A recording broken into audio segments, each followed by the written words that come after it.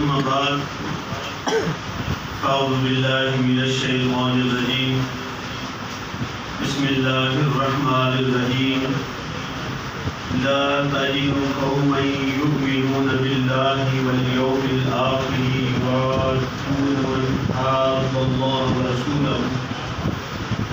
من حاد الله ورسوله ولو كانوا آباؤهم أو أبناءهم أو إخوانهم أو عشيرتهم أولئك كتب في قلوبهم الإيمان وأيدهم بروح منه ويدخلهم جنات تجري من تحتها الأنهار خالدين فيها رضي الله عنهم ورضوا عنه أولئك حزب الله ألا إن حزب الله هم المفلحون آمنت بالله صدق الله مولانا العظيم قال الله تبارك وتعالى في شان حبيبه صلى الله عليه وآله وسلم إن الله وملائكته يصلون على النبي يا أيها الذين آمنوا صلوا عليه وسلموا تسليما اللهم صل على سيدنا ومولانا محمد وعلى آله وصحبه أجمعين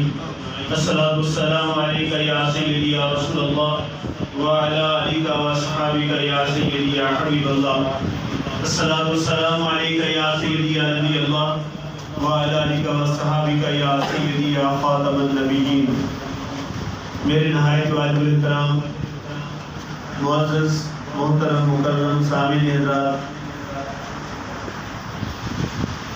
بالخصوص حضرت اللہ سید عبدالرحمان شاہ صاحب، حضرت اللہ سید بادشاہ صاحب اور میاں عبدالحمید قومی بیٹر فری ڈسپنسری و انٹرنیشنل قومی بیٹر فری ڈسپنسری کے جتنے بھی اراکین و ممبران، قبلہ رانا صاحب، حاجی رحمت صاحب، آج ہم اپنی خوش قسمتی پہ ناز کریں سبحان اللہ کہ ہمارا اس قافلے میں نام آ گیا کہ 2-4 قدم جو بھی ناموس رسالت کے لیے چلے ان کے اندر ہمارا بھی شمار ہو گیا اور آج کے میزبان اس بات پر مبارکباد کے مستحق ہیں۔ کہتے ہیں کہ جب اسٹیٹ بینک سالانہ آڈٹ کرتا ہے تو وہ جتنے بھی بینکس ہوتے ہیں ان کو کہتا ہے کہ جتنے بھی تمہارے اکاؤنٹ ہولڈرز ہیں اس کے اکاؤنٹ کی ڈیٹیلز ہمیں بھیجیں۔ تو جہاں ارب پتی لوگوں کے نام،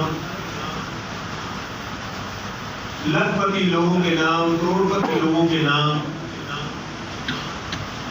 اکاؤنٹ ہولڈروں کی لسٹ میں جاتے ہیں تو وہاں چند ہزار روپے سے اکاؤنٹ کھلوانے والا اس کا نام بھی اسٹیٹ بینک کے پاس چلا جاتا ہے۔ سبحان اللہ، سبحان اللہ، بے شک۔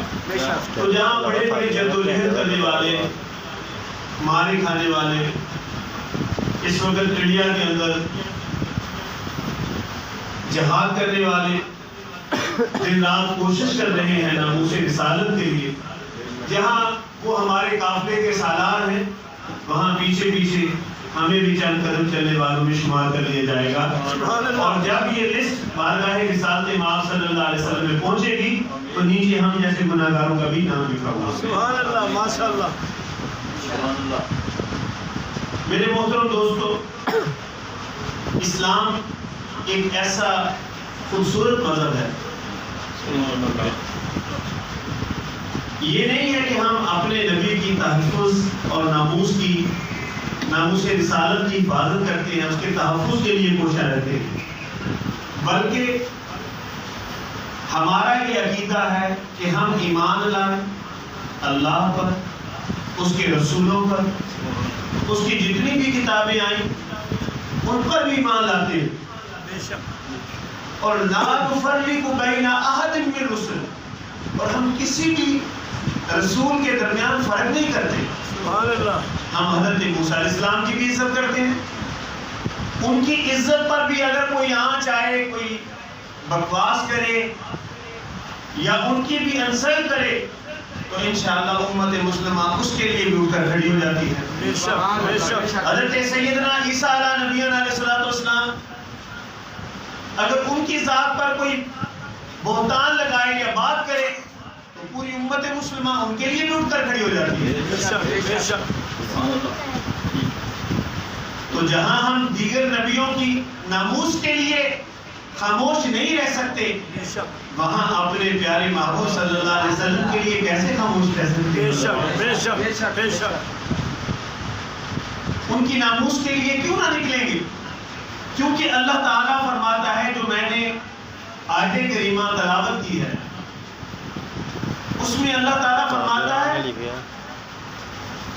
کہ یہ ہو ہی نہیں سکتا کہ کوئی اللہ پر ایمان لائے, یوم آخرت پر ایمان لائے اور پھر اللہ اور اس کے رسول کے دشمنوں کے ساتھ بھی مل جائے. بے شک بے شک. اگرچہ وہ ان کے آبا ہوں, ماں باپ ہوں, اگرچہ ان کے بیٹے ہوں, اگرچہ ان کے بھائی ہوں, اگرچہ ان کا خاندان ہو, یہ کبھی بھی ان سے ہاتھ نہیں ملائیں گے. اپنے نبی کی ذات پر, اللہ کی ذات پر کمپرومائز نہیں کریں گے, کبھی بھی کمپرومائز نہیں کریں گے. یہ اٹھ کر کھڑے ہو جائیں گے, اپنی جانوں کے نذرانے پیش کر دیں گے. اور اللہ تعالیٰ فرماتا ہے کہ یہی وہ لوگ ہیں کہ جن کے دلوں کے اندر اللہ تعالیٰ نے ایمان کو داخل کر دیا. سبحان اللہ. نعرہ تکبیر, نعرہ رسالت, نعرہ تحقیق, نعرہ حیدری, علماء حق اہل سنت. یہ جنت میں رہیں گے اور یہی حزب اللہ ہے, یہی اللہ کا لشکر ہے. بے شک. سبحان اللہ. صحابہ کرام رضوان اللہ مجمعین نے جب یہ عمل کر کے دکھایا تو ان کی شان میں یہ آیت اللہ تعالیٰ نے قرآن مجید میں نازل فرمائی. سبحان اللہ سبحان اللہ. حضرت سیدنا ابو بکر صدیق رضی اللہ تعالیٰ, حالانکہ ان کی 4 پشتے صحابی, خود صحابی, ان کے والد صحابی, ان کے بیٹے صحابی, ان کے پوتے صحابی, سبحان اللہ, لیکن ان کے والد گرامی ابھی ایمان نہیں لائے تھے, مسلمان نہیں ہوئے تھے کہ اس وقت حضرت ابو بکر صدیق رضی اللہ تعالیٰ کو اپنے ابو کے پاس بیٹھے تو کسی بات پر انہوں نے نبی پاک صلی اللہ علیہ وسلم کی شان مبارکہ میں نازیبہ کلمات کہے. باپ ہیں, بڑی عمر کے ہیں, سفید بال آئے ہوئے ہیں, لیکن سیدنا ابو بکر صدیق جن کی رگ رگ میں عشق مصطفیٰ صلی اللہ علیہ وسلم دوڑ رہا ہے, وہ اٹھ کر کھڑے ہو گئے. ان کا باپ کھڑا ہوا تھا, اتنے زور سے تماچا مارا کہ وہ نیچے گر گئے. نیچے گر گئے, غصے سے باہر آ گئے. نبی پاک صلی اللہ علیہ وسلم کی بارگاہ میں حاضر ہوئے اور عرض کیا, یا رسول اللہ صلی اللہ علیہ وسلم, آج میرے ساتھ یہ واقعہ ہوا کہ میرے باپ ابی قحافہ نے آپ کی شان میں گستاخی کی, آپ کی شان میں نازیبہ الفاظ کہے. میرے آقا آپ کا غلام برداشت نہ کر سکا, میں نے اپنے بوڑھے باپ کے تماچا مارا, وہ نیچے گر گیا. میرے آقا نے فرمایا, ابو بکر تم نے واقعہ ایسا کیا, تمہیں ایسا نہیں کرنا چاہیے تھا, وہ تو رحمت للعالمین ہے. لیکن سیدنا ابو بکر صدیق عرض کرتے ہیں, آقا میرے ہاتھ میں تلوار نہ تھی, خدا کی قسم, اللہ کے رسول, میں آپ کی قسم اٹھا کر کہتا ہوں, اگر آج میرے ہاتھ میں تلوار ہوتی تو میں ان کا سر بھی تن سے جدا کر سکتا. سبحان اللہ. سیدی مرشدی یا نبی یا نبی, سیدی مرشدی یا نبی یا نبی, غلام ہے رسول کے غلام ہے, غلامی رسول میں جو حال عشق مصطفیٰ. نعرہ رسالت, نعرہ رسالت, نعرہ تحقیق, علماء حق اہل سنت. وَلَوْ كَانُوا آبَاءَهُمْ, اگرچہ ان کے ماں باپ بھی کیوں نہ ہوں, لیکن وہ ذات نبی پر کمپرومائز نہیں کرتے. سبحان اللہ. بے شک. ذات نبی پر کبھی بھی مسلمان اور ایمان والا جو اللہ اور اس کے رسول پر ایمان رکھتا ہے, جو اور امام جلال الدین سیوطی رحمۃ اللہ علیہ فرماتے ہیں کہ یہ آیت اس زمن میں بھی نازل ہوئی کہ جب حضرت ابو عبیدہ بن جراح رضی اللہ تعالیٰ حضور کے بڑے پیارے صحابی ہیں، غزوہ احد ہے، لڑ رہے ہیں، سامنے اپنے باپ کو دشمنوں کی صف میں دیکھا، جراح کو صف میں دیکھا، بھول گئے کہ یہ میرا باپ ہے، تلوار لے کر گئے، اپنے باپ سے لڑے، اتنی بے دردی کے ساتھ لڑے، اور ساس کہتے بھی ہیں اے باپ تجھے چھوڑ دیتا لیکن آج نہیں چھوڑوں گا کیونکہ تو اللہ کے رسول کے دشمنوں کے ساتھ چل کر آیا۔ اللہ اللہ اللہ، سبحان اللہ سبحان اللہ، میرے نبی کی ناموس کو مٹھانے کے لیے آیا ہے، آج تیری یہ معافی نہیں ہے، آج تیرا سر تن سے جدا کر کے چھوڑوں گا اور اپنے گھر میں چھوڑوں گا۔ سبحان اللہ، نعرہ تکبیر، نعرہ رسالت، نعرہ تحقیق۔ ماں باپ ہیں، حالانکہ ماں باپ کی ایک شفقت ہوتی ہے، ایک محبت ہوتی ہے، لیکن نہیں، صحابہ کرام رضوان اللہ علیہم اجمعین نے قیامت تک کی امت مسلمہ کو یہ درس دیا کہ اگر تمہارا باپ بھی ہو، اگر وہ اللہ کے رسول کے دشمنوں کی صف میں شامل ہوتا ہے تو اب تمہارے لیے وہ دشمن کی حیثیت رکھتا ہے، کبھی بھی اس کی ذات پر کمپرومائز نہیں ہو سکتا، اللہ کے رسول کی ذات پر کمپرومائز نہیں ہو سکتا۔ بے شک بے شک۔ حضرت سعد ابن ابی وقاص رضی اللہ تعالیٰ عنہ ایمان لائے، مکہ میں ایمان لائے، بڑے ڈنڈار بے باک صحابی تھے، اپنے خاندان کے چشم و چراغ تھے، ماں کے پیارے تھے، ماں ان سے بڑا لاڑ کرتی تھی، وہ اپنی ماں سے بڑا لاڑ کرتے تھے، پیار کرتے تھے۔ جب ایمان قبول کر لیا، ماں کو پتا چلا کہ سعد ابن ابی وقاص مسلمان ہو گیا ہے، کہنے لگی بیٹا یاد رکھ لے، اپنے نبی کو چھوڑ دے، روز اس بات پر تکرار ہوتی۔ کہا ماں تجھے نہیں پتا کہ اس ذات کا دامن پکڑا ہے کبھی چھوڑوں گا نہیں۔ سبحان اللہ سبحان اللہ، بے شک۔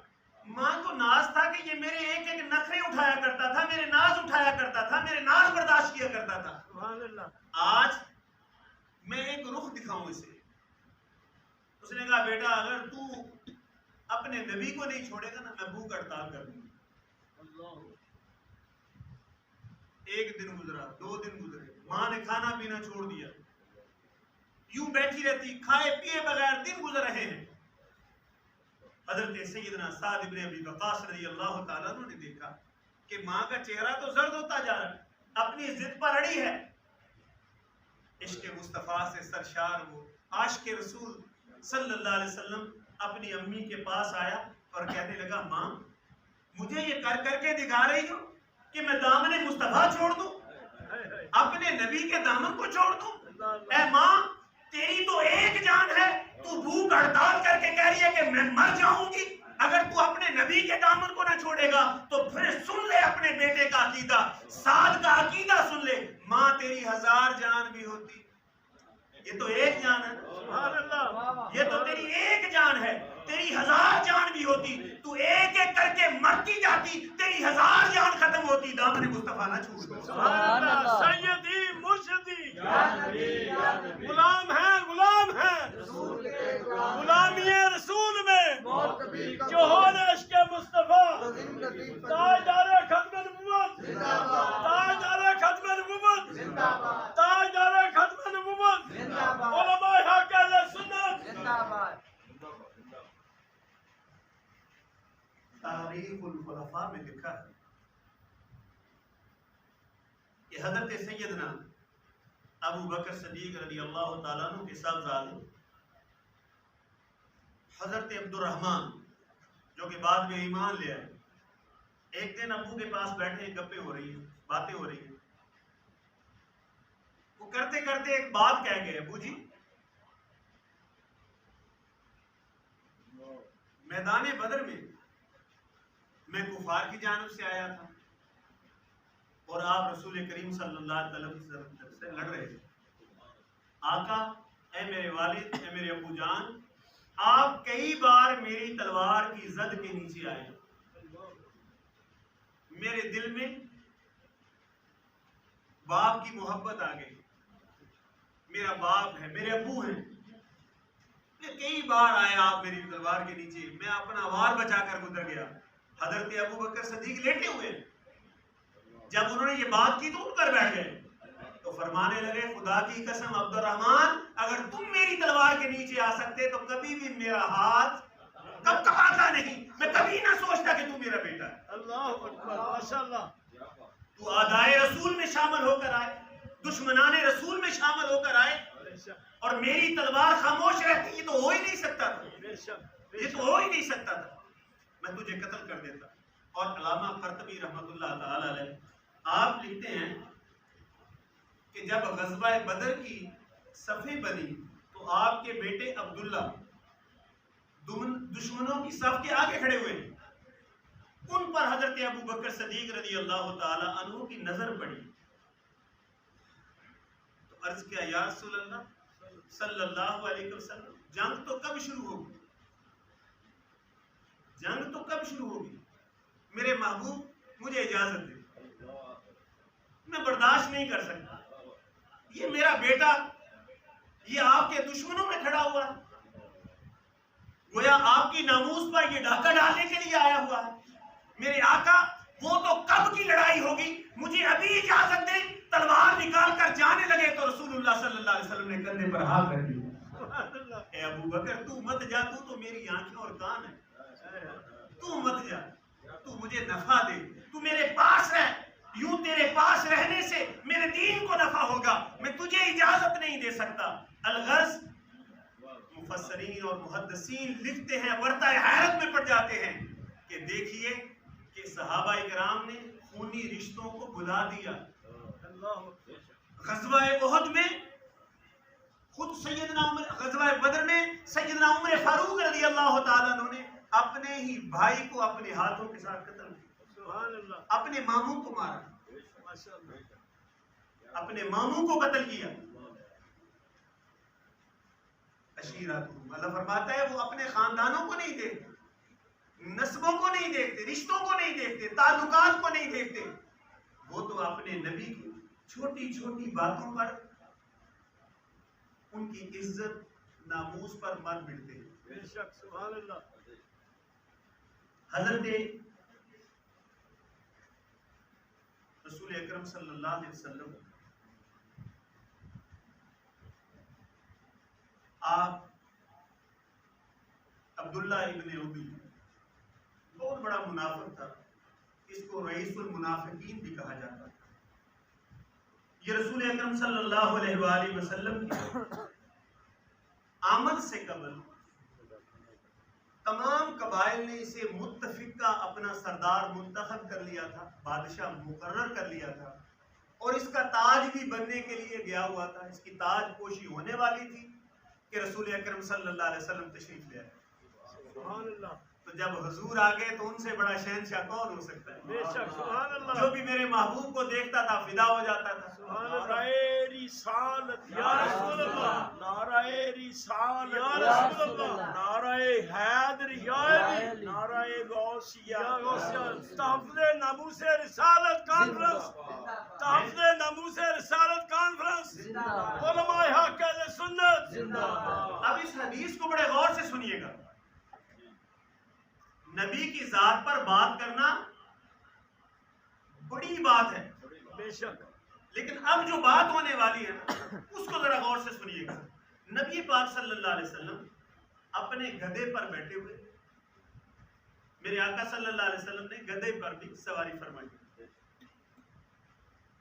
گدھے پر بیٹھے عبداللہ ابن ابی کے محلے سے گزرے تو ایک حدیث میں آتا ہے وہ کلر شدہ زمین تھی، گرد تھی.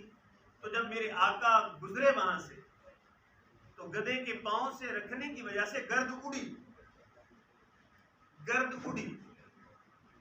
تو اس بدبخت نے اپنی ناک پر کپڑا لے لیا. ناک پر کپڑا لے کر کہتا ہے، نبی پاک صلی اللہ علیہ وسلم کی طرف اشارہ کر کے کہتا ہے کہ تیرے گدھے کے وجود سے مجھے بدبو آ رہی ہے اور اس نے مجھے پریشان کیا.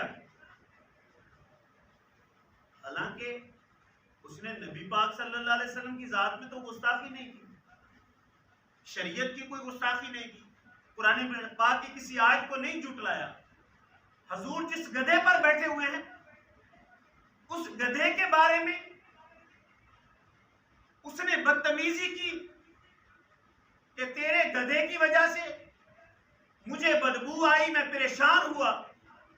حضرت عبداللہ بن رواحہ رضی اللہ تعالی عنہ جو جنگ موتا میں شہید ہوئے، حضور کے بڑے جانسار صحابی تھے، پھر بدیہ شعر کہا کرتے تھے، حضور کی شان میں شعر پڑھا کرتے تھے، بڑے کامل مجاہد تھے۔ ان کے کان میں یہ بات پڑ گئی تو انہوں نے یہ نہیں کہا کہ میں حضور سے پوچھ لوں آقا آپ کے گدھے کی اس نے بے ادبی کی ہے، مجھے جواب دینا چاہیے کہ نہیں دینا چاہیے؟ نہیں، میرے آقا صلی اللہ علیہ وسلم